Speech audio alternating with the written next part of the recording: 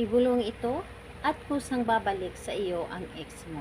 Hello mga guys, kumusta kayo? Panibagong araw, panibagong video na naman tayo. And sa araw na ito, isa namang video ang aking tuturo sa inyo na simpleng gabay o simpleng pamamaraan na makakatulong sa atin. At bago ang lahat, gusto ko lang mag-disclaimer sa mga taong hindi naniniwala at hindi gusto ang mga kagaya itong video. Please skip this video and maghanap kayo ng videos na gustong gusto nyo, dahil ang video na ito ay para lamang ito sa mga taong naniniwala and gusto mag-try. Sa lahat pa namang nagko-comment dito sa aking video dito sa loob ng aking channel, mag-iingat sa lahat ng mga nagre-reply sa inyo na dinadala ko at ng WhatsApp ni mo app upang makaiwas po tayo sa scam.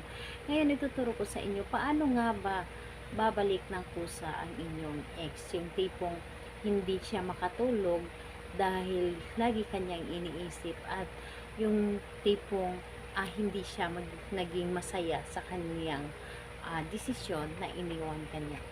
So, pwede rin ito sa hindi na kayo kinukontak o yung hindi kayo madalas kinukontak ng inyong partner, lalo na kapag kayo ay malayo sa isa't isa.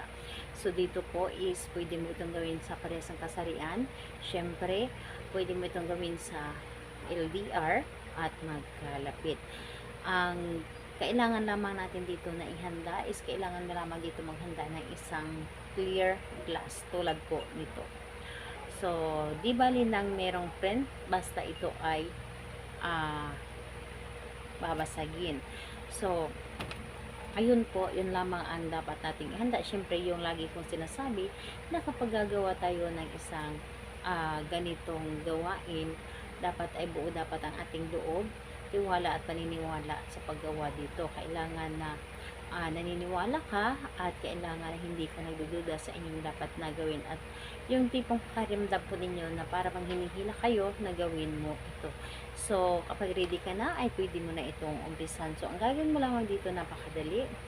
Dito sa isang baso, ibulong mo lamang dito ng 21 times ang inyong dapat na sabihin.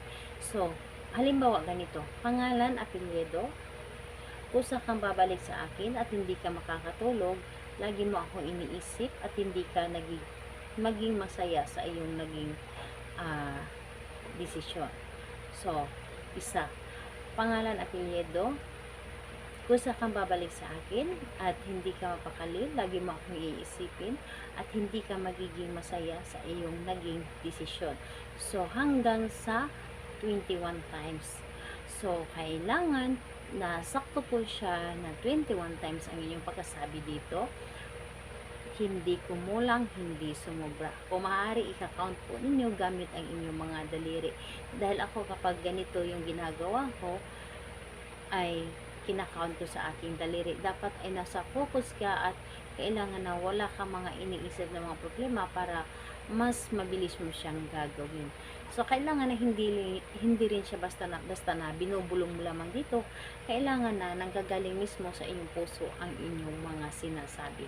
So, ayun.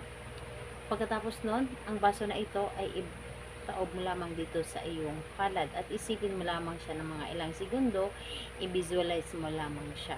So, pagkatapos nun ay itaob mo lamang itong baso na ito, ilagay mo lamang ito doon sa ibabaw ng inyong misa or di kaya sa inyong mga Durabox. And ayun po, kailangan na hindi ito makita ng inyong mga kasamahan sa loob ng bahay. Kahit anong araw at oras, pwedeng mo itong gawin. So, ayun po, salamat po sa inyo. Bye bye everyone. God bless us all.